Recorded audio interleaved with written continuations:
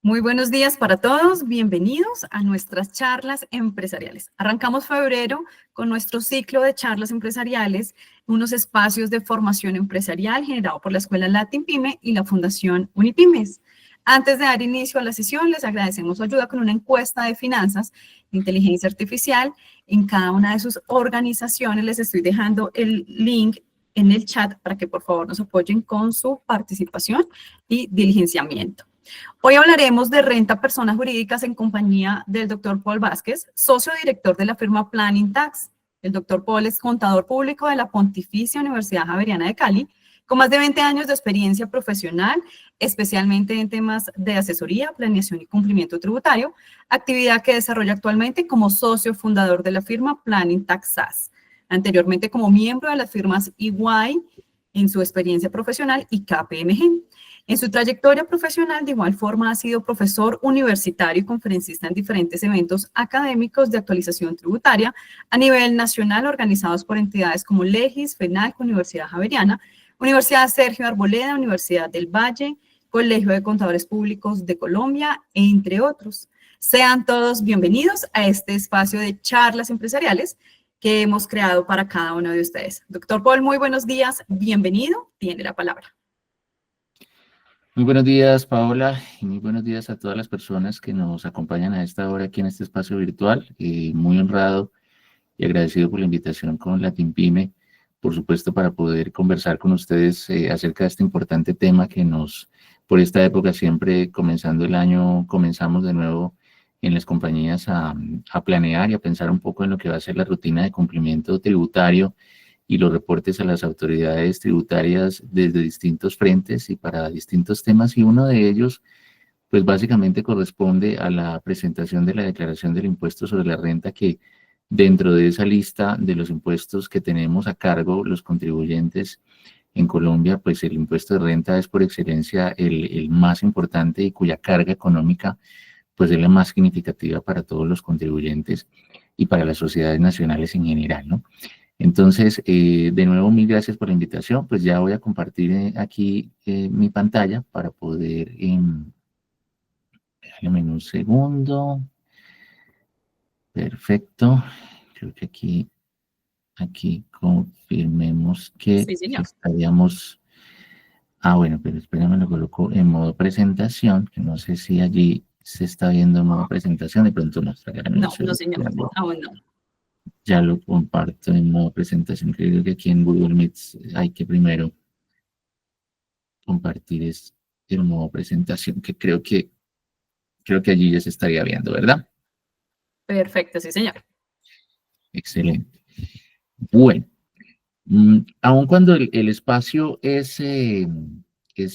corto, es puntual, tenemos alrededor de 1 horita, 60 minuticos para que podamos conversar de algunos temas. Pues vamos a tratar en este espacio compartir algunos de los temas que consideramos importantes para la preparación de la declaración de renta, y además también contarles de algunos pronunciamientos que hemos tenido en los últimos meses de temas que tienen incidencia directa en la determinación del impuesto, especialmente en la declaración que se va a presentar ahorita entre los meses de abril y mayo, por supuesto, y en ese sentido recomendarles tener en cuenta algunos de los temas que hemos citado aquí como parte de la agenda para que puedan hacer una evaluación correcta y, si es el caso, también planear de manera oportuna y eficiente esa determinación del impuesto alrededor de estos pronunciamientos que hemos tenido tanto del Consejo de Estado como de la Autoridad Tributaria DIAN, con la emisión de algunas doctrinas que citaremos a lo largo de esta presentación. Bueno, por supuesto, no podemos dejar de hacer un muy rápido contexto de las generalidades del impuesto sobre la renta, en caso de que alguna de las personas que nos acompaña a esta hora esté recién hasta esta vigencia familiarizándose con esta rutina. No dejar de lado, no olvidar que el impuesto de renta pues básicamente es un tributo a cargo también de las personas naturales. Hoy nos vamos a centrar en las personas jurídicas, que la ley básicamente los ha definido como contribuyentes del impuesto, y en esa bolsa o en esa listado de personas o entidades contribuyentes del impuesto de renta, pues encontramos básicamente las sociedades nacionales, las empresas industriales y comerciales del Estado, y aquellas también incluso calificadas como entidades o sociedades de economía mixta. Personas naturales, sucesiones y líquidas, como ustedes seguramente lo tienen presente, también están sometidos al impuesto. Y básicamente ese impuesto, que creo que es uno de los temas que ha tenido una problemática o una discusión importante en los últimos años, es en relación con la tarifa, porque ha sido costumbre en nuestro país, en la medida que siempre que nos enfrentamos a una nueva reforma tributaria, tenemos eventualmente la modificación de la tarifa. En algunos momentos hemos tenido una disminución porque se restringen algunas deducciones, algunos beneficios que en su momento han sido un alivio tributario en la renta base del impuesto de los contribuyentes y, digamos, luego la tendencia ha sido subir esa tarifa. Y hoy en día, como ustedes lo recordarán, desde la emisión de la ley 2150 del 2021, 2155, perdón, que fue la última reforma tributaria del gobierno Duque, pues venimos ya a partir del año 2022 con una tarifa nominal equivalente al 35%, que se ha mantenido en las últimas reformas tributarias y que incluso el proyecto de reforma que presentó el gobierno a finales del año pasado, pues intentó, si bien mantener esa tarifa del 35 como última tarifa aplicable a los rangos de rentas más altos, sí pretendía hacer una pequeña modificación para incorporar un mecanismo similar al que existe en las personas naturales que tienen una tarifa progresiva, es decir, en la medida que el impuesto de renta va aumentando, va subiendo la tarifa, pero pues como seguramente ya es claro para todos, pues ese proyecto no fue discutido por el Congreso de la República, por lo que se archivó y esa iniciativa, digamos, quedará eh, en, en en suspenso o quedará, digamos, en stand-by hasta una siguiente oportunidad donde básicamente se presente un nuevo proyecto y se decida volver a presentar esa misma iniciativa o no. Por el momento, pues mantenemos entonces esa tarifa básicamente del 35% que aplica de manera general a todas las entidades o personas jurídicas contribuyentes de renta en Colombia. Cuando hablamos básicamente de la determinación del impuesto de renta para las personas jurídicas, pues siempre tenemos que pensar o tenemos que hacer una analogía rápidamente en relación con la utilidad, porque a diferencia de otros impuestos que tenemos en nuestro ordenamiento tributario,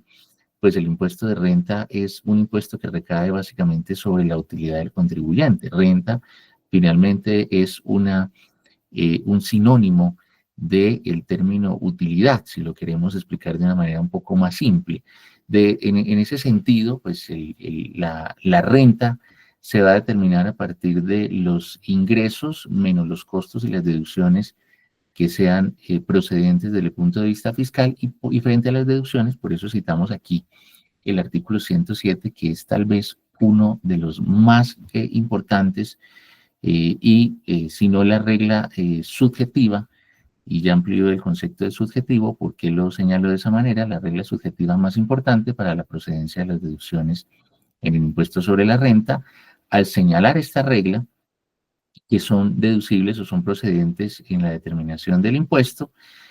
todas esas expensas o esos gastos que básicamente son necesarios para la realización de las actividades productoras de renta, siempre que sean necesarias y proporcionadas. Quise incluir esta norma o esta referencia que consideramos muy importante precisamente para el análisis de una sentencia de la que vamos a hablar a continuación, que fue emitida por parte del Consejo de Estado semanas atrás, donde se hace un análisis muy importante en relación con la procedencia de los impuestos pagados en el exterior sobre ingresos de fuente nacional. Ya entraremos en detalle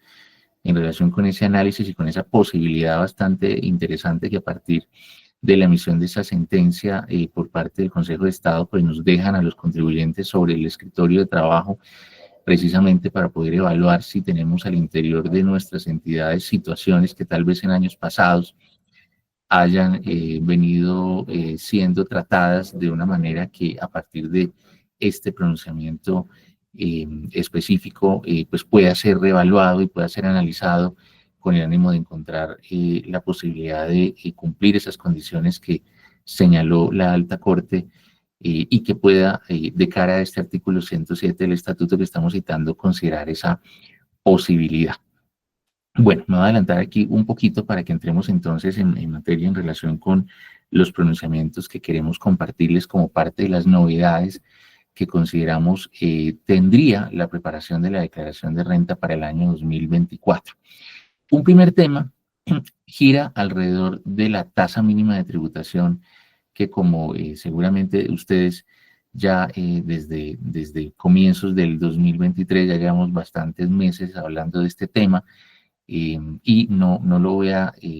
digamos, ampliar demasiado en relación con el procedimiento porque incluso en una oportunidad pasada también tuvimos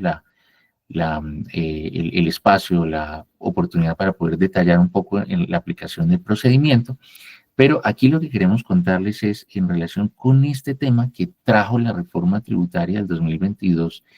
y que este año sería el segundo año de aplicación de esa tasa mínima que no puede ser,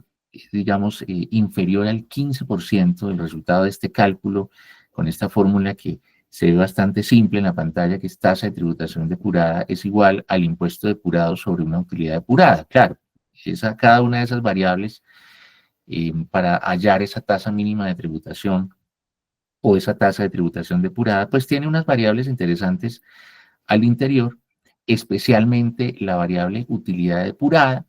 porque dentro de esa utilidad depurada, como ustedes recordarán, pues básicamente toma como punto de referencia, como punto de partida, la utilidad contable o financiera antes de impuestos. Y frente a esta fórmula, durante los meses finales del año 2024, tuvimos precisamente dos pronunciamientos muy importantes alrededor del tema. El primero, hacia el mes de noviembre, finales del mes de noviembre de 2024, fue emitida la sentencia de la Corte Constitucional, sentencia C-488, con la magistrada ponente Paola Andrea Meneses, donde se hace todo un análisis en relación con la constitucionalidad de la tasa mínima de tributación, especialmente en relación con dos temas. El primero, pues si en realidad de cara a la imposición de la tarifa o de la tasa mínima de tributación se vulneraba la capacidad contributiva del contribuyente desde el punto de vista tributario, porque nosotros venimos eh, liquidando el impuesto de renta de las empresas sobre una concepción que parte de una norma que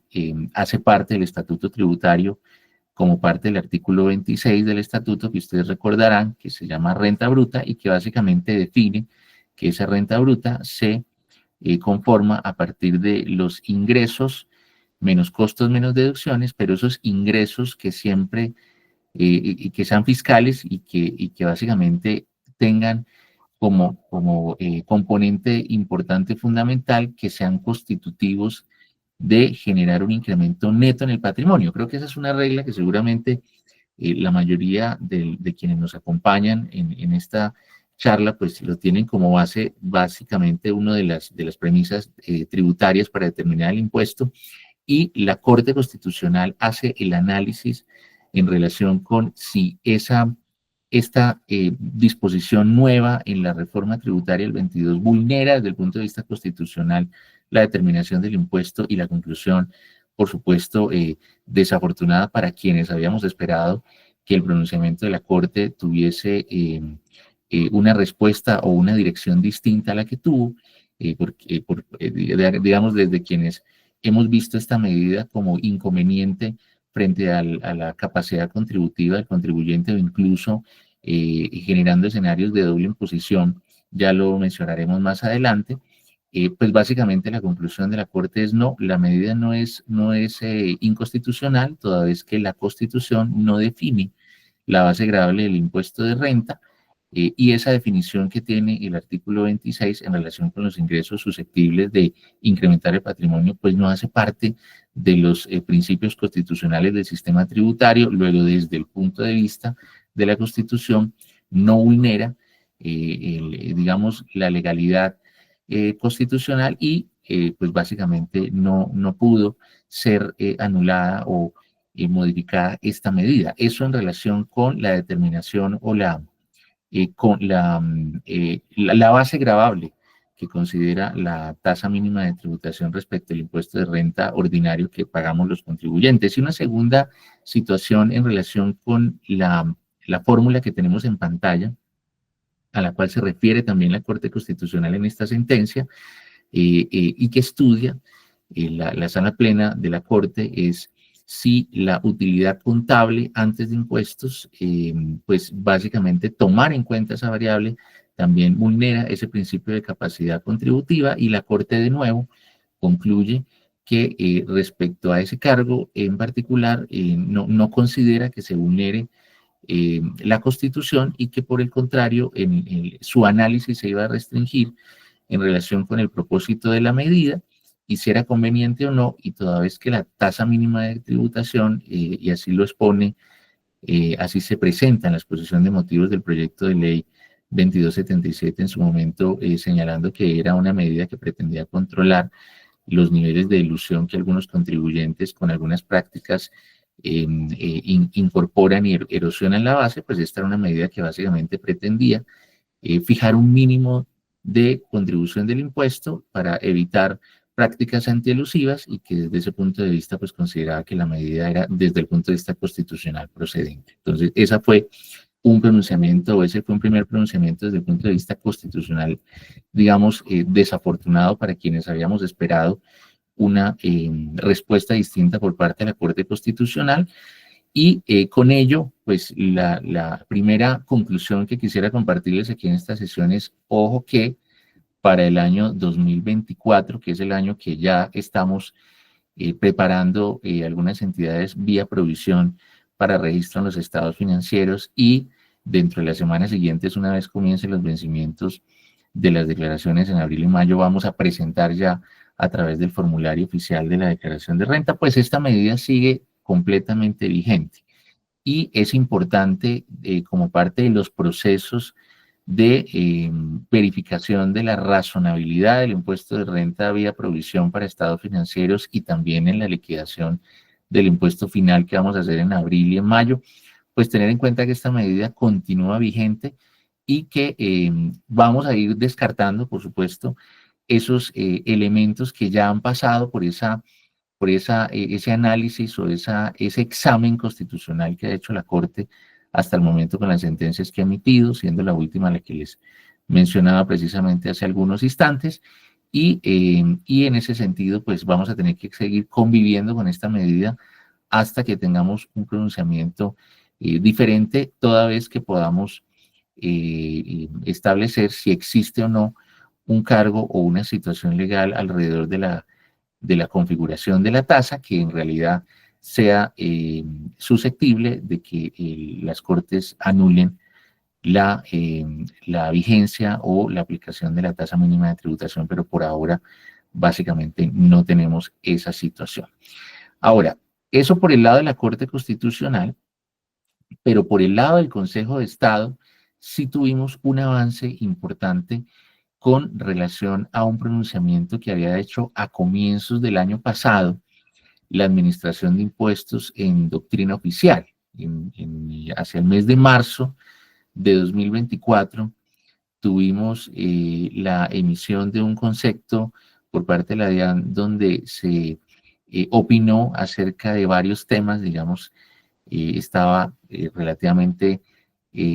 reciente todavía algunos cambios que había traído la reforma tributaria del año anterior y en la medida que el primer año de aplicación por principio constitucional pues iba a ser el 2023, a comienzos del año anterior pues estábamos todavía con muchas inquietudes en relación con la aplicación de varias de estas medidas y la DIAN emitió una doctrina donde alrededor de la aplicación de la tasa mínima de tributación se le hicieron dos preguntas puntuales que vamos a analizar en detalle. La primera pregunta que se le hace a la administración en ese concepto que estamos citando allí en pantalla y que está en el numeral 12avo de ese concepto. De hecho, si quieren, permítanme, lo comparto acá un momento para que lo podamos analizar con un poco más de detalle. Regálenme un segundo.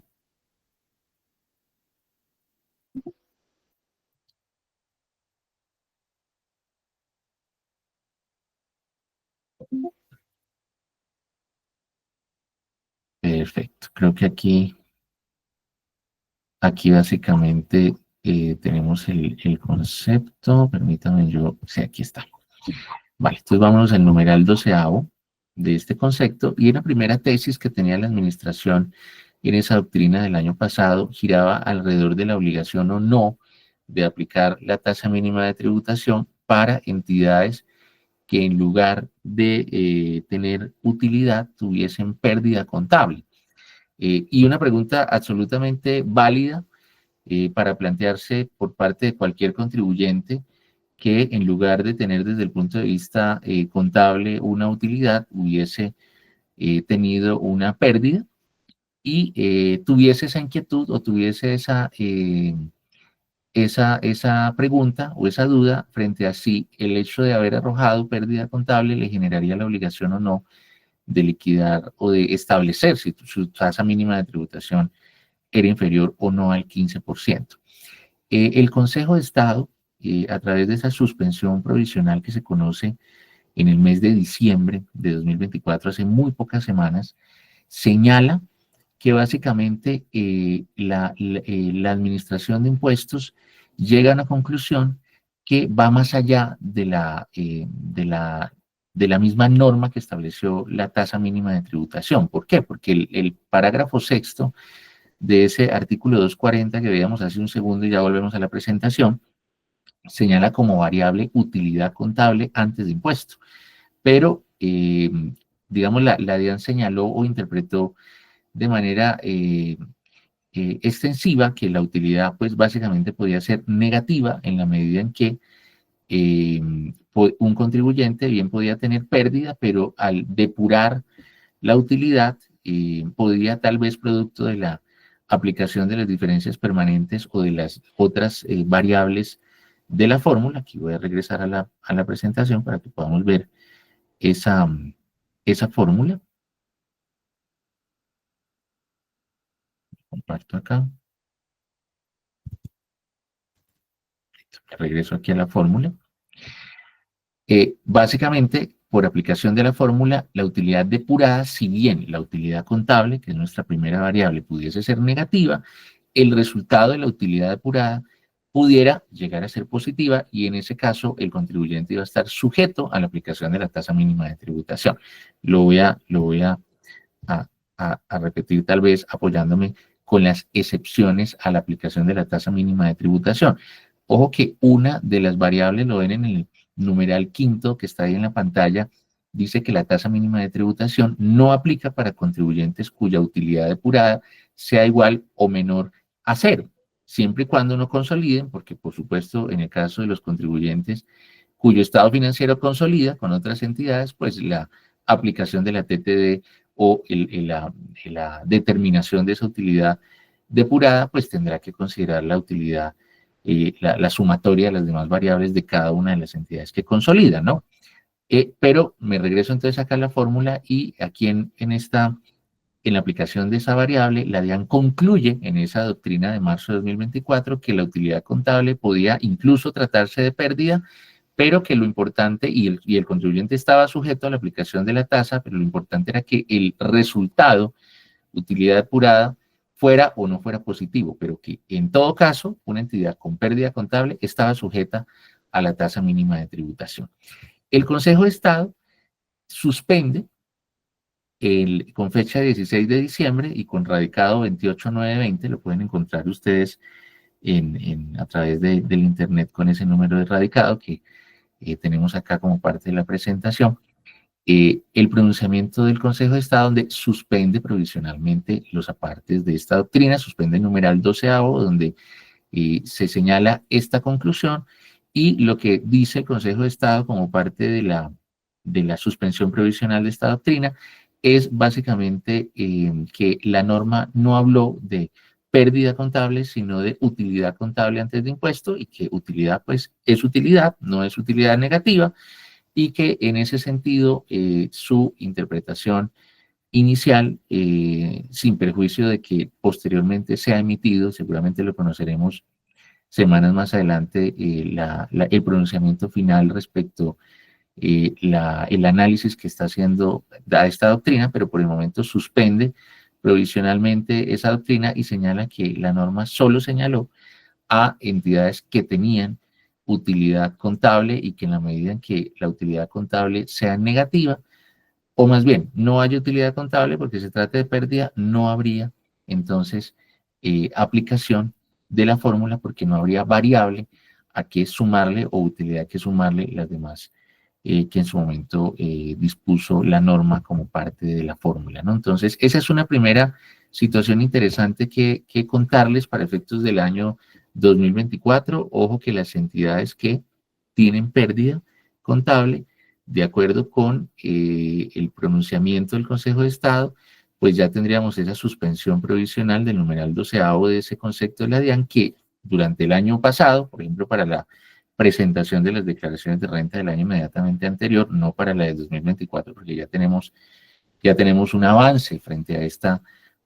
tesis, pues no tendrían esa obligación, esa sujeción, toda vez que se trata de entidades que tienen pérdida y no de utilidad. Esa es una primera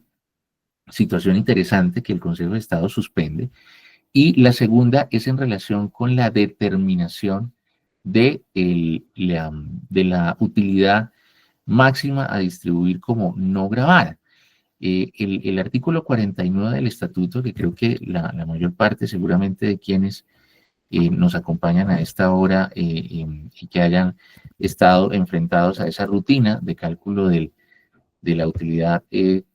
máxima a distribuir como no grabada, que voy a compartir rápidamente esa norma para poderlo ubicar a todas las personas que nos acompañan a esta hora, es básicamente esta regla. El artículo 49 históricamente ha señalado o ha fijado el procedimiento para la determinación de los dividendos máximos a distribuir como no grabados en cabeza del accionista. Aquí tenemos un tema bien interesante y que ya podemos fijar una posición distinta para este año 2024 a partir de esa suspensión provisional del Consejo de Estado. ¿Por qué? Porque la DIAN en ese concepto de marzo de 2024 que les referíamos hace algunos instantes, esa doctrina 100, 208, 192 de marzo de 2024, había señalado que es el artículo 49, al señalar que se toma la renta líquida gravable y luego se le resta el impuesto de renta y que ese resultado básicamente iba a constituir el valor máximo a distribuir como no gravado dentro de ese impuesto básico de renta liquidado por el mismo año gravable, estaba también incluido el impuesto adicional que resultara de aquellos contribuyentes que tenían que pagar una parte de impuesto para sujetarse al 15% mínimo que establecía la norma. Tal vez me regreso entonces de nuevo aquí a la presentación, regresémonos de nuevo a la fórmula para poder explicarlo tal vez con mayor claridad.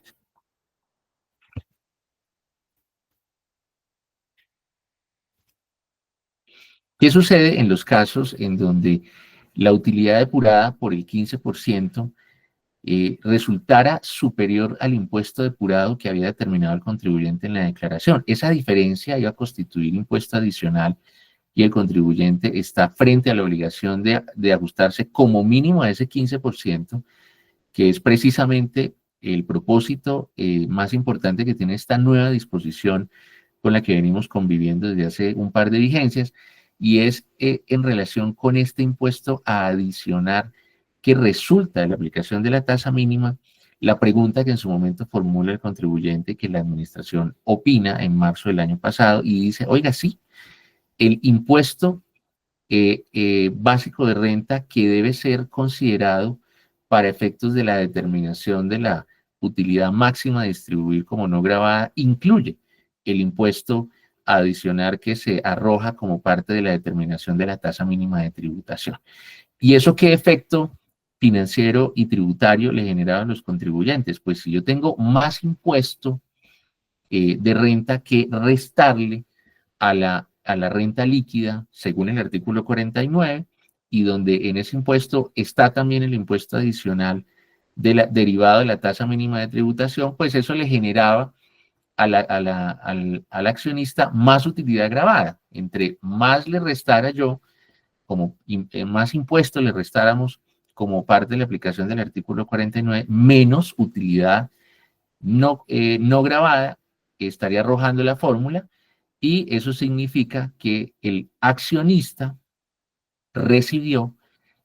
o recibía más dividendos grabados y menos dividendos no grabados. Y aquí hago un pequeño paréntesis, por supuesto, porque digamos, uno va todavía al artículo 49 y allí le hablan de ingresos no constitutivos de renta ni ganancia ocasional, lo cual, pues, para claridad seguramente de quienes no se dedican muy cotidianamente al tema tributario, pues dividendos no grabados, pues bien podríamos decir coloquialmente, ya no existen, ¿no? Tenemos dividendos grabados a una tarifa más pequeña, y si la calidad es grabada, pues tenemos unos dividendos mucho más grabados, mucho más sujetos a una carga tributaria alta, pero ese, desde el punto de vista técnico, sigue siendo el nombre que le da el artículo 49, le da la norma, y esa opinión de la DIAN en esa doctrina que está siendo suspendida está perjudicando ese resultado para los accionistas. Aquí hay algo muy interesante a partir de este pronunciamiento, porque incluso muchos accionistas hoy en día podrían preguntarse si parte de la distribución de los dividendos que obtuvieron por el año gravable 2023, que se hicieron en el 2024 y que ahorita precisamente van a incluirse como parte de los ingresos en las declaraciones de renta del accionista persona natural. Entonces, ¿qué efecto tendría este pronunciamiento en relación con la calidad que tendrían esos dividendos, en la medida que, según la DIAN, el impuesto adicional se hacía parte de la fórmula del artículo 49, aumentando los dividendos no gravados? Y a partir de este pronunciamiento de hace muy pocas semanas del Consejo de Estado, pues se tiene entonces ya la posibilidad de hacer esa revisión, y sugeriríamos nosotros desde Planning Tax que se pudiera evaluar cada caso y hacer los ajustes en relación con la calidad del dividendo determinado de cara al accionista, para que ese primer ejercicio que se hace, por supuesto, desde la renta de las personas jurídicas, pues no tenga ese impacto negativo de cara al accionista, porque estaría aumentando la carga tributaria del accionista el pronunciamiento de la DIAN. Y pues recordemos que por principio legal, pues digamos, es potestativo de la ley la imposición de cargas en manera tributaria, y no, digamos, a partir de opiniones de la administración, aumentar la carga del socio inversionista o beneficiario final, básicamente de los dividendos que se estaban distribuyendo como no grabados y o grabados, ¿no? Entonces, esta segunda situación que se suspende por parte del Consejo de Estado y que hacía parte de la doctrina del mes de marzo de 2024, creemos que para este año gravable es muy importante tenerlo en cuenta y hacer esa planeación de los dividendos que van a ser girados de una manera correcta y mucho más ajustada a lo que señala por el momento la norma. Y de nuevo, insistimos, deberemos estar atentos al pronunciamiento final que haga el Consejo de Estado semanas más adelante, para efectos de definir cuál va a ser la suerte en relación con la determinación de los dividendos grabados o no, pero por el momento la opinión de la DIAN pues quedaría suspendida. Bueno, un segundo tema también que se conoció hace pocas semanas y que resulta muy interesante y novedoso para la determinación del impuesto de renta del año 2024 es la sentencia con radicado 26644, que fue emitida en el mes de diciembre de 2024 también. En esta sentencia se hace un análisis muy interesante en relación con la doble tributación que se estaría generando en cabeza de un contribuyente que paga impuestos fuera de Colombia, paga impuestos en el exterior, y esos impuestos no logran ser descontados en la declaración de renta del contribuyente en Colombia, lo cual generaría básicamente una doble imposición. Pero, ¿qué significa esto? Permítanme entonces, les comparto aquí la norma de la que estamos hablando para que lo puedan tener mejor en cuenta y podamos explicarlo de una manera un poco más directa.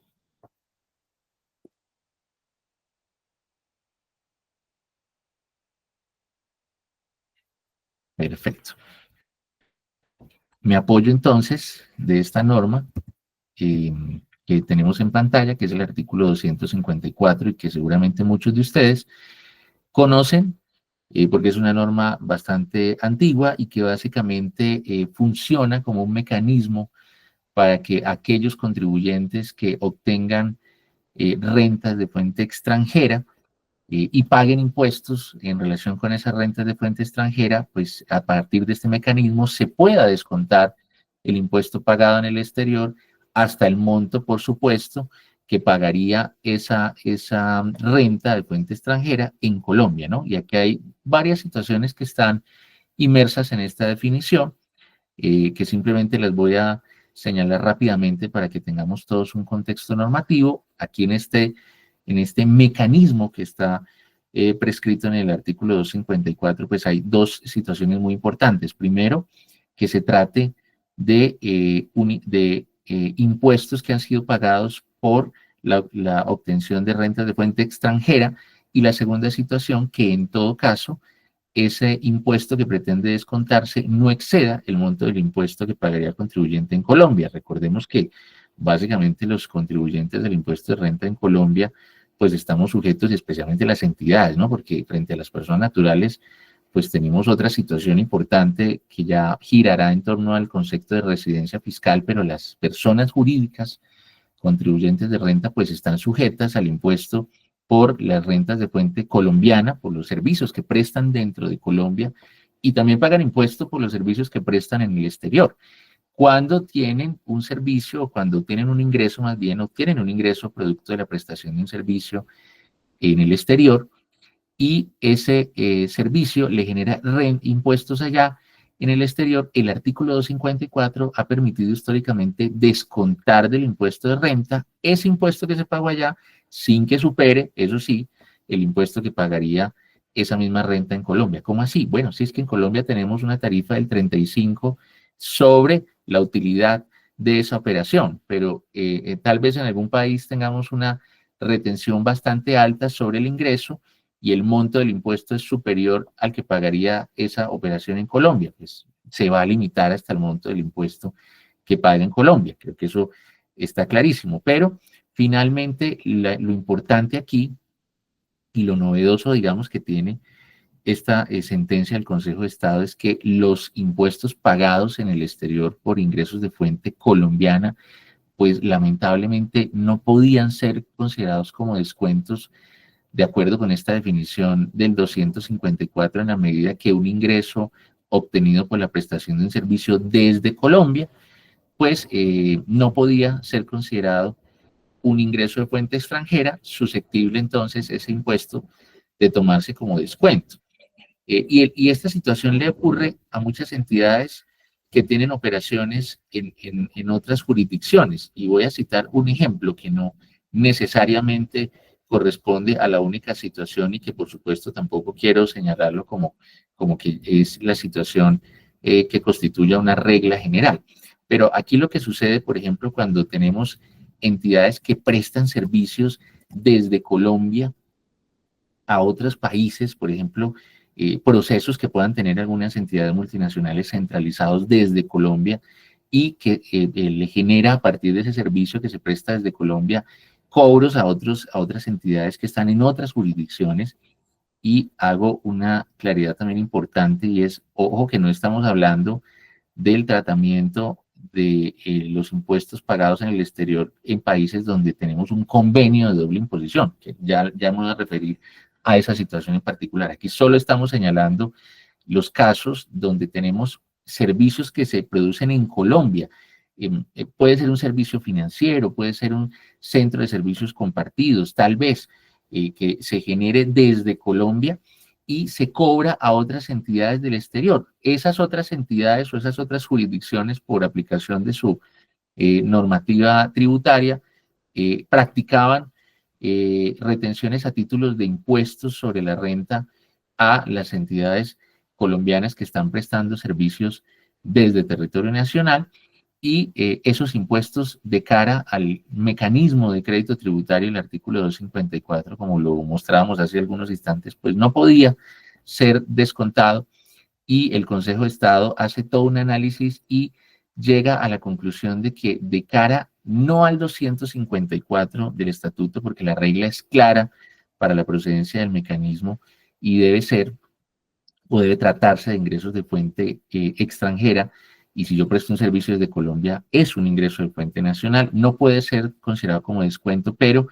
definitivamente sí, en aplicación del principio de capacidad contributiva, si el contribuyente está obligado a pagar ese tributo en el exterior, deberá ser considerado o podrá ser considerado más bien como una expensa asociada o con relación de causalidad a la actividad que genera la renta. Y en ese sentido, de cara al 107 del estatuto, puede ser considerado como deducible el impuesto de renta. Este es un tema que de nuevo lo queremos compartir con ustedes, porque históricamente ha sido una situación que muchas entidades no han podido, digamos, avanzar, o que han tenido que considerar como no deducible, y desaprovechada, por supuesto, desde el punto de vista fiscal, todos los impuestos que se pagan en otras jurisdicciones asociados a ingresos de fuente nacional, que con esta sentencia que nos trae el Consejo de Estado y que fue emitida, como lo mencionaba, en el mes de diciembre, pues ya nos deja sobre la mesa la posibilidad de analizar si podemos, como contribuyente del impuesto, persona jurídica, poder considerar ese pago de esos impuestos como procedente de la renta. Claro, hay que analizar varias circunstancias. El Consejo de Estado dice, oiga, no considere que ahora usted como contribuyente va a poder hacer deducible un impuesto pagado en el exterior porque no cumplió alguno de los requisitos del 254. No, es que allá en el 254 van los impuestos que se pagan sobre ingresos de fuente extranjera, ejemplo, servicios prestados afuera, desde el exterior, y los impuestos pagados en otras jurisdicciones, pero por ingresos de fuente colombiana. Pues esos son los que usted va a poder analizar si de todas maneras cumple esa relación de causalidad y necesidad que señala el artículo 107, pues básicamente va a poder entonces evaluar la procedencia de esa deducción, y si bien no va a recuperar el 100% del impuesto, por lo menos sí va a recuperar la parte proporcional a la tarifa. Por cada 100 pesos que pudiera llegar a ser considerado deducible vía deducción, pues vamos a recuperar 35, pero finalmente no el 100 va a quedar en la caneca, como nos estaba pasando, digamos, hasta el año 2023, y ya a partir de esta vigencia con esta nueva tesis que tiene el Consejo de Estado, se va seguramente, se va a lograr hacer una evaluación mucho más precisa del aprovechamiento de estas deducciones, análisis al que invitamos a todas las empresas y las personas que nos acompañan a esta hora, que básicamente puedan realizar a partir de este pronunciamiento de manera importante por parte del Consejo de Estado hace algunas semanas. Bueno, para, digamos, ir cerrando los comentarios que queríamos compartirles y dar paso a las preguntas, si hay algunas de ellas, o si tenemos algunos participantes tienen alguna pregunta, quisiera compartirles algunos elementos rápidamente que consideramos importantes para efectos de la renta del 24, como parte de los procesos, o bien queramos definirlos como de chequeo o de planeación tributaria, que consideramos que es muy importante siempre en cabeza de todos los contribuyentes hacer ese ejercicio, ¿verdad?, de verificar no solamente la correcta determinación del tributo desde lo meramente operativo o liquidatorio, sino que realmente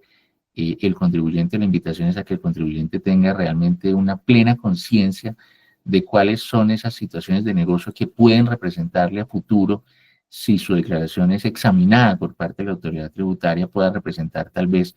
una situación de riesgo de discusión, en la medida en que pues hay algunas situaciones, por supuesto, en la norma que también implican la aplicación de un concepto subjetivo y que puede generar en cualquier momento una discusión con la administración. Y en ese orden de ideas, pues no debemos dejar de mencionar que el beneficio de auditoría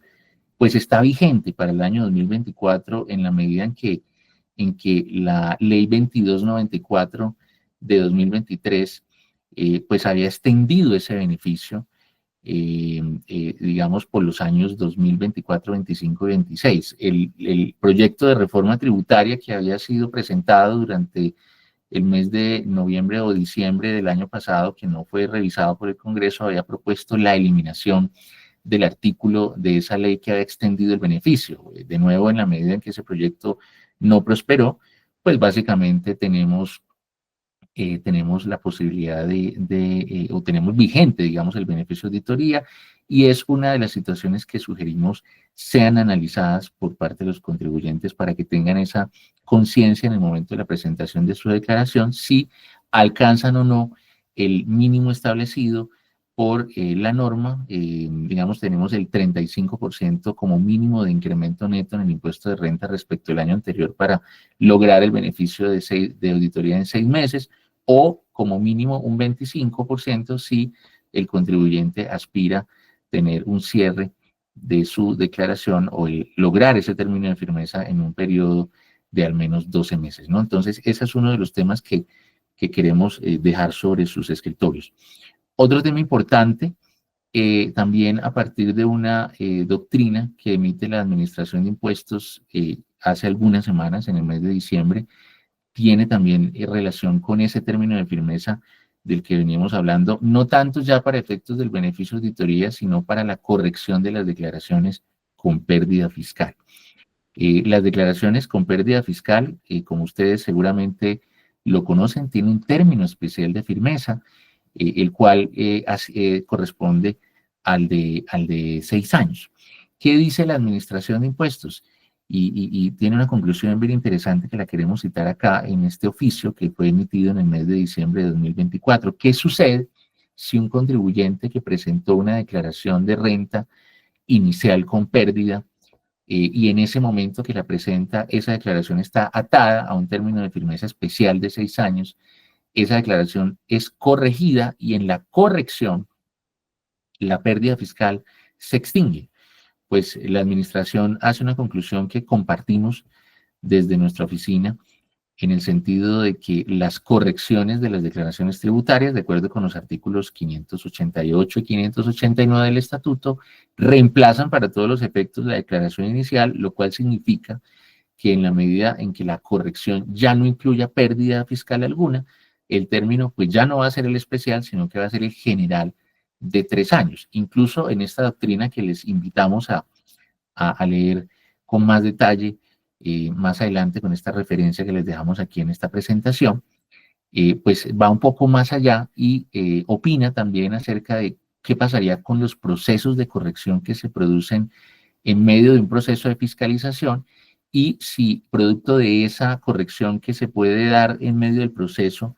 ya no hay pérdida fiscal. ¿Qué pasa con el término de firmeza? La Administración Tributaria en esta doctrina opina que la firmeza de la declaración pues ya no sería la especial, sino que sería el término general en principio de 3 años, y que en ese sentido pudiera pasar que, digamos, una vez presentada la corrección, el término de firmeza ya se hubiera logrado, y que en ese sentido pues la administración ya no pudiera opinar o pudiera solicitar correcciones adicionales a esas declaraciones en la medida en que los términos de firmeza o el término de firmeza general de 3 años ya hubiera ocurrido. Nosotros creemos que básicamente dependiendo del momento y de la extinción o no de ese término de firmeza de 3 años para la corrección por parte del contribuyente, dependiendo de ese momento pudiera tener aplicación o no esa tesis, porque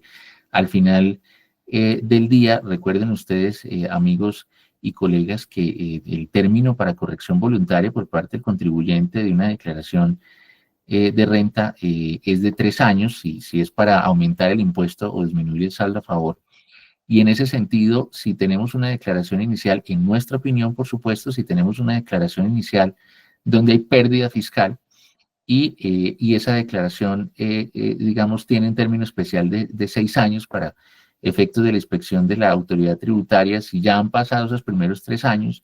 y la corrección básicamente se realiza producto de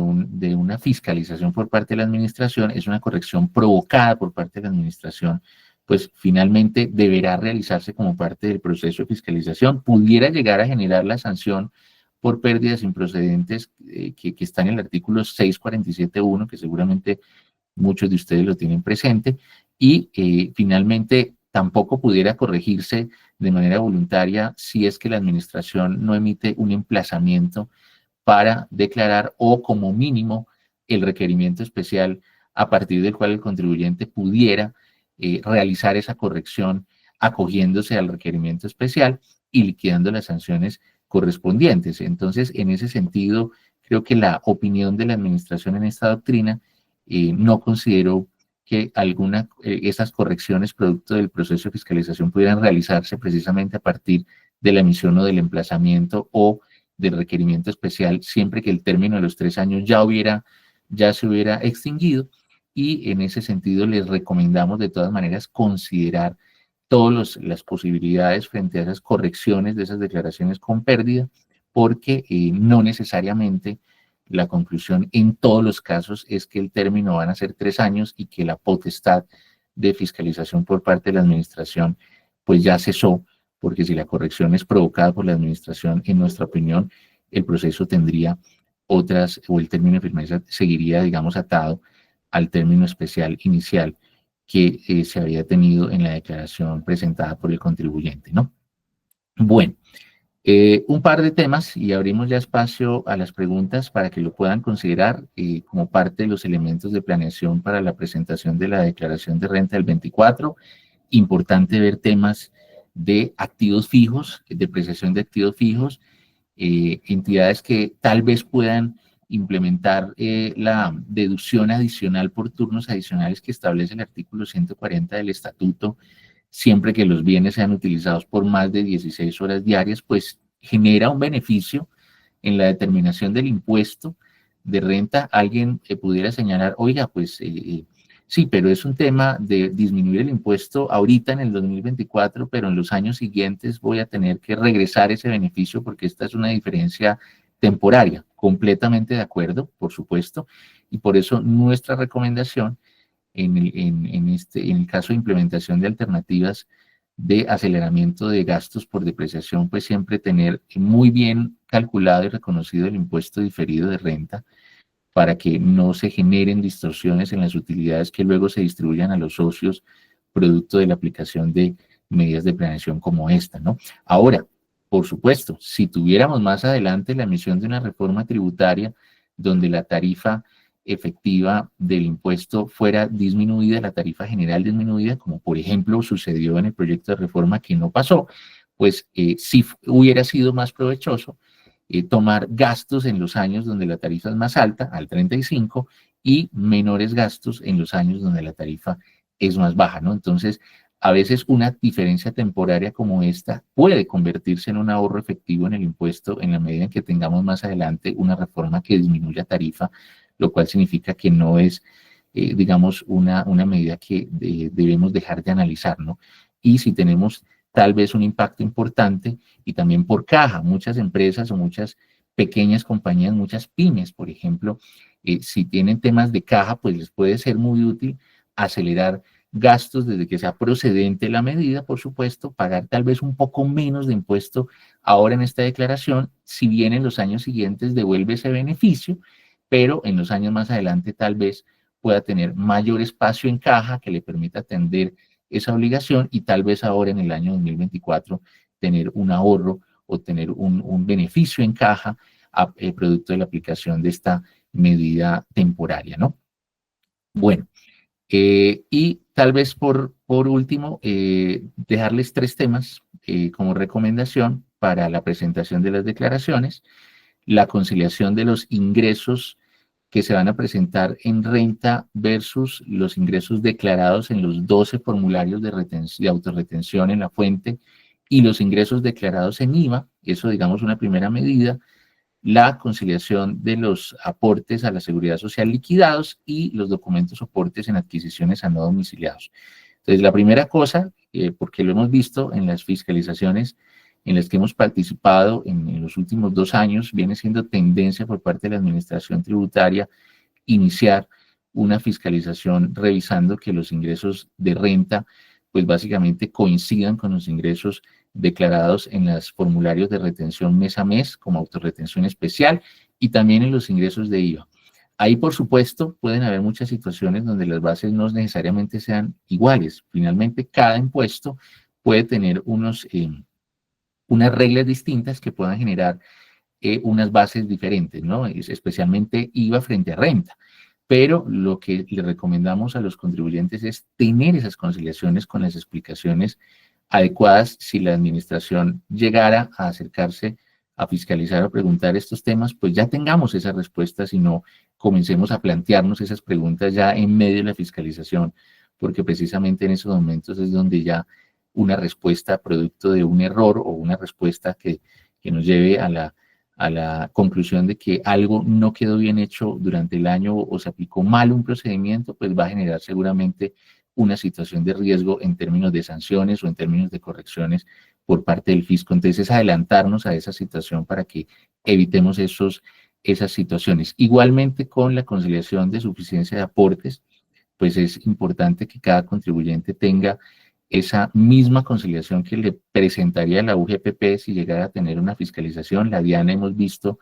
en los últimos 2 años está solicitando como parte de los primeros elementos de fiscalización, primeras informaciones, esas conciliaciones de aportes a la seguridad social. Ojo, no es el paz y salvo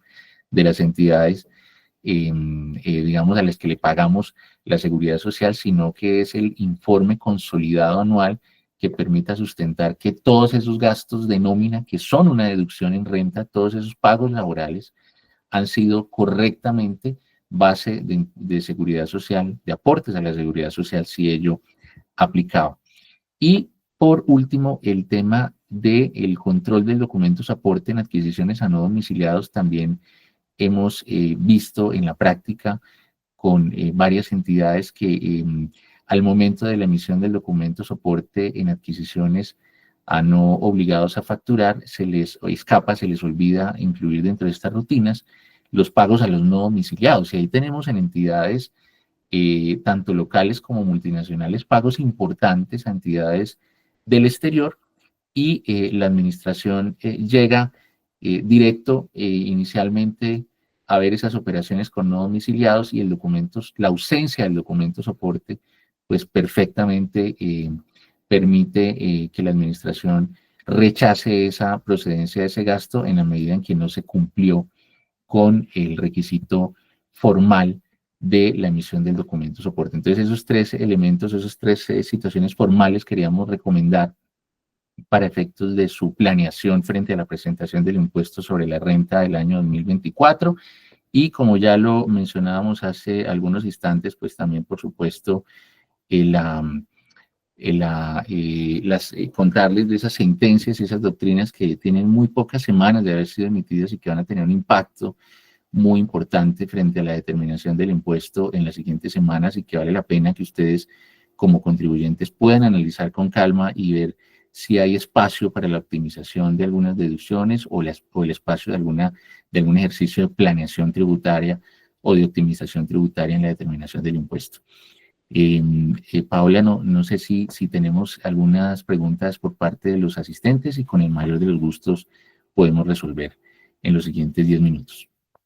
Perfecto, doctor. Muchísimas gracias. Antes de dar paso a nuestra sesión de preguntas, les estoy dejando en el chat nuestra encuesta de la sesión del día de hoy para que por favor nos apoyen con su participación. Código 242. Código 242 para que por favor nos apoyen con su participación. También en el inicio del chat les dejé la encuesta de finanzas para que nos apoyen también con su diligenciamiento. Les recuerdo que ustedes pueden revivir este evento en cada una de las aulas de los clientes y patrocinadores que nos acompañan en la sesión de hoy. Vamos entonces con Marco. ¿Desde cuándo tiene aplicación esta doctrina del Consejo de Estado? Bueno, esa es una muy buena pregunta. El Consejo de Estado por ahora lo que está haciendo es una suspensión provisional de los apartes del concepto. Entonces, hay un tema importante que definir. Primero, ¿el concepto es de obligatoria aplicación para los contribuyentes? No, no lo es. No es de obligatoria aplicación. Nunca lo ha sido. Lo que sucede es que recordarás, Marco, que en el pasado sí teníamos una norma que amparaba el tratamiento de las empresas siempre que se hubieran realizado conforme a un concepto de la DIAN y que hubiera estado vigente en el momento en que se adoptó la posición. Eso desde la ley 1943 del 18, pues dejó de existir. Hoy en día la doctrina es obligatoria para los funcionarios de la administración en su proceso de fiscalización, pero no para los contribuyentes. Sin embargo, pues si el año pasado esto estaba vigente, pues y las entidades iban a emitir los certificados de dividendos a los accionistas diciéndoles qué utilidad era grabada y qué no era grabado, eso digamos en relación con el numeral 20 de esa doctrina, pues seguramente nosotros estimamos muchas de las calidades fiscales que fueron informadas debieron haberse afectado por ese tratamiento que la administración, sugirió a través de esta doctrina oficial. ¿Cuál es la sugerencia? Pues regresar a ese momento, ver qué impacto tuvo y si en realidad existe la posibilidad de hacer la modificación, pues hacerla, porque no hay en este momento un pronunciamiento final por parte del Consejo de Estado. Tenemos la suspensión provisional del concepto, es decir, ya el funcionario hoy en día se acercaría a nuestra entidad a hacer la fiscalización, no está, digamos, obligado a aplicar esa tesis porque el Consejo de Estado lo suspendió y el contribuyente pues nunca está obligado jurídicamente a aplicarla, entonces tiene ese espacio de análisis para poder analizar si hay una corrección o no que le convenga, digamos, que le resulte favorable a partir de la suspensión de esa tesis. No eso en relación con los dividendos y en relación con la pérdida, las entidades con pérdida para la tasa, pues también es muy importante saber que en opinión del Consejo de Estado, que al final llegarían allá las situaciones en donde yo controvierta con la DIAN, pues ellos no van a considerar que una entidad con pérdida pues estaba sujeta a la aplicación de la tasa mínima, porque eso no fue lo que señaló la norma. Y allí les menciono algo importante, y con eso cierro esta pregunta, y es, recuerden que en el proyecto de reforma tributaria que se presentó y que el Congreso no revisó, esto era parte de lo que se estaba modificando. Si alguien revisa el proyecto que se presentó, ahí se dará cuenta que parte de las palabras que se están modificando de la tasa mínima de tributación de esa regla era que ya entidades con utilidad y con pérdida quedaran sujetas a la tasa. Ese proyecto no pasó, por supuesto esa modificación no se hizo y en este momento solamente tendríamos aplicable la tasa para entidades con utilidad. Entonces, digamos, es una buena noticia y la invitación es a que cada entidad pueda analizar cuál efecto tuvo en su momento la vigencia de esa tesis de la DIAN desde marzo a la fecha para que ahora podamos tener un tratamiento distinto para el 24 en adelante y si es el caso también mirar un poco hacia atrás, ¿por qué no? Si finalmente hay espacio para la corrección y esta resulta procedente desde el punto de vista legal, pues me parece que es un buen tema a analizar. Ok, perfecto. Les recuerdo código 242 para que nos apoyen con la encuesta. Continuamos con Mayolis.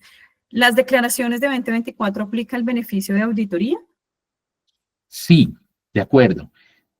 Nosotros tuvimos el beneficio de auditoría adicionado, digamos, como parte de los artículos del estatuto. La última edición pues fue con la ley 2055 del 2021, que señalaba hace un ratico precisamente que fue la última reforma tributaria presentada por el gobierno Duque, pero en esa reforma solamente se habló hasta el año 2000, digamos, se aprobó el beneficio de auditoría por los años 21, 22, 23 y la ley 2294 del 2023, que es el Plan Nacional de Desarrollo, pues básicamente extendió ese beneficio por los años 24, 25, 26. En esa medida, la presentación de la renta del 24 tiene la posibilidad, por supuesto, vigente de aplicar el beneficio de auditoría. Por supuesto que sí. Muchas gracias. Ahora vamos con Jairo. Si me acojo beneficio de auditoría y me llega un correo que me invita a revisar, ¿suspende el beneficio o debe haber un oficio de revisión? Digamos, ni lo uno ni lo otro, porque puede ocurrir que la administración de impuestos no se haya percatado de que la declaración alcanzó el término de firmeza. Ahora, hay que, por supuesto, recordar que la aplicación al beneficio de auditoría implica el cumplimiento de varios requisitos, no es únicamente el incremento del impuesto, hay que presentar y pagar de manera oportuna la declaración de renta y también aplicará en la medida en que estemos hablando de declaraciones de renta que tengan un mínimo de VTs, es decir, cuando yo tengo un impuesto del año inmediatamente anterior inferior a 71 VTs, el beneficio de auditoría no aplica, es decir, hay varias condiciones que digamos, el mecanismo ha traído históricamente que los invitamos a que los analicen y que los evalúen en cada caso, ¿no? Porque, insisto, no solamente el incremento porcentual, hay que cumplir cada uno de los requisitos. Si alguno de esos no se cumplió, entonces es posible que no hayamos alcanzado el cumplimiento del beneficio y la autoridad tributaria en el oficio o en el correo, pues lo haya visto ya y, digamos, ellos sí tengan claro que no estoy logrando el beneficio, sino, por supuesto, que habrá que analizar cada caso. Si es un correo persuasivo y yo estoy absolutamente seguro como contribuyente que tengo el beneficio, pues ya se podrá optar si se contesta o no, porque un oficio persuasivo no es un acto administrativo de obligatoria contestación, al menos no desde el punto de vista de procedimiento tributario.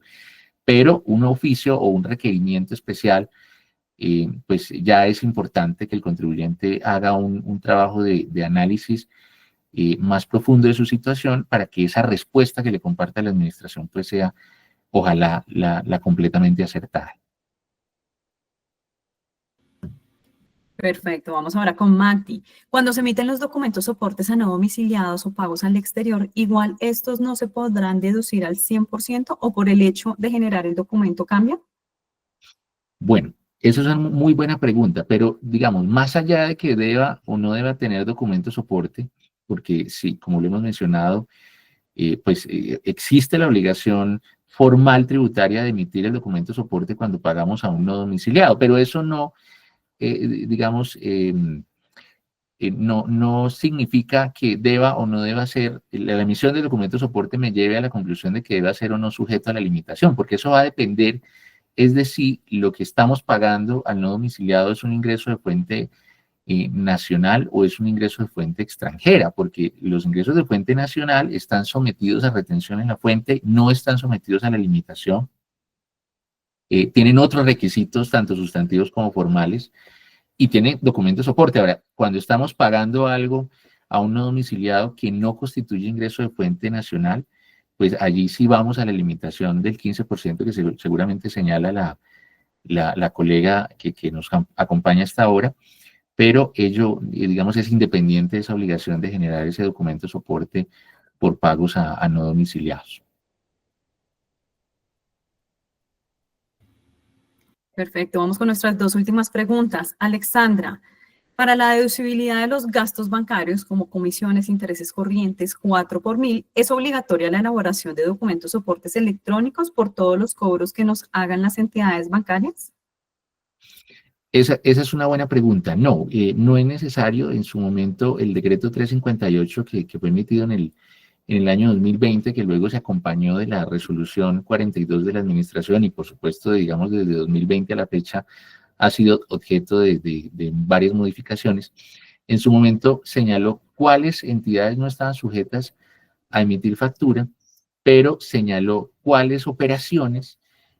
podían, digamos, tener esa procedencia como deducción con otro documento distinto de la factura electrónica o del documento soporte, y las entidades financieras, los bancos, en la medida en que hace parte de ese listado de entidades no obligadas a facturar, y además la norma lo establece de manera expresa, que esas comisiones o esos gastos bancarios, el documento para efectos de la procedencia ya no sería el documento de soporte, sino el extracto. Digamos, la misma norma permitió en su momento que el extracto bancario pueda hacer ese documento para soportar la procedencia de la deducción, y por fortuna pues no sería necesario la emisión de ese documento de soporte en esos casos. Perfecto. Y cerramos con la pregunta de Santiago Duque. Para los servicios contratados con empresas no residentes, ¿cuál es el manejo de la retención y deducción de los gastos en renta? Bueno, digamos, cada que yo hago un pago por un servicio a un no domiciliado, tengo que cumplir como con muchas, o más bien lo voy a decir distinto, cada deducción, dependiendo de la naturaleza del gasto, tiene una lista de requisitos tanto sustantivos como formales que cumplir. Los pagos al exterior, dependiendo de la naturaleza del pago, pueden estar sujetos o no a distintos requisitos. Pero en términos generales, formales, por ejemplo, básicos, la retención en la fuente, hay que siempre verificar la naturaleza del pago para establecer la tarifa de retención en la fuente que aplica. Una pregunta que es muy importante que cada compañía se haga cuando hace un pago a una entidad que está domiciliada fuera de Colombia es: en ese país donde está domiciliada esa entidad a la que le estoy pagando, Colombia, tiene o no tiene suscrito un convenio de doble imposición. Esa es una primera pregunta, porque en la medida en que hagamos pagos a entidades donde, domiciliadas en un país con el cual Colombia tiene un convenio de doble imposición, un CDI suscrito, pues tenemos que inmediatamente remitirnos al CDI y ver cuáles son las reglas, si ese pago está sujeto a impuestos en Colombia o solamente en el país de domicilio del tercero que presta el servicio. A veces hay conceptos que son compartidos, tienen una retención en la fuente un poco más baja, limitada al 10%, si es un modelo OCDE. A veces no tenemos retenciones en la fuente si estamos hablando de países con CDI. Si estamos hablando de un país que es un paraíso fiscal o una jurisdicción no cooperante, también hay una regla muy importante. El parágrafo del artículo 408 señala que la retención en los casos de los pagos, cualquier pago de cualquier naturaleza a una entidad domiciliada en una jurisdicción no cooperante o paraíso fiscal, como lo llamábamos antes, pues tiene la retención del 35%, porque esa es la tarifa de renta general que tenemos hoy en día. Y también hay que evaluar los casos donde estemos haciendo pagos por ingresos que no se consideran de fuente nacional. Y si no se consideran de fuente nacional, pues no tendrán la obligación de practicarse retenciones en la fuente. Y ojo, independientemente de que todas las situaciones anteriores deban tener el documento soporte. Es decir, en resumen, y con eso cierro la respuesta, los pagos al exterior tal vez sean de las situaciones o las deducciones que más requisitos tenga que analizar el contribuyente, porque incluso se me está escapando una muy importante. Los pagos a no domiciliados vinculados económicos, pues tienen que cumplir el régimen de precios de transferencia. Entonces, la invitación al colega es, este es uno de los pagos que más detalle requiere al momento de decir es deducible o no. La invitación es a revisarlo bien, revisar el cumplimiento de temas formales como la retención, como el documento soporte, y revisar el cumplimiento de requisitos sustantivos como el cumplimiento de la relación de causalidad, el cumplimiento del régimen de precios, la naturaleza del pago, la asociación o la necesidad de ese pago con la actividad que estamos desarrollando en Colombia, sobre la que estamos pagando impuestos, etcétera, ¿no? Es uno definitivamente de los temas más retadores que tienen las empresas, es lograr esa conclusión respecto a la deducción o no de los pagos a no domiciliados. Perfecto, doctor Paul. Bueno, pues nos hemos extendido unos minutos, pero bueno, valía la pena para aclarar algunas de las preguntas de nuestros participantes invitados. Doctor Paul, muchísimas gracias por habernos acompañado en esta charla empresarial. Muchísimas gracias a ti, Paola, a Latin Pyme por la invitación, a todos los participantes que nos acompañaron hasta esta hora. Un gran abrazo de parte mía, de todo el equipo en Planning Tax, muy honrados con la invitación y esperamos encontrarnos de nuevo en una futura oportunidad. Mil gracias. Muchas gracias. Bueno, a todos ustedes, la próxima cita es el 12 de febrero con otro tema muy importante relacionado al área comercial y la gestión de ventas. 11 de la mañana, todos los miércoles, tenemos una cita en nuestras charlas empresariales. En el chat les dejé la encuesta, código 242. Les recuerdo que ustedes pueden revivir este evento accediendo de nuevo a cada una de las aulas empresariales. Muchas gracias a nuestro conferencista, a todos ustedes y a nuestros aliados estratégicos. Banco de Occidente, Aportes en Línea, Enlace Operativo, ACH Colombia, Protección y Fundación Coomeva. Feliz tarde para todos. Hasta la próxima.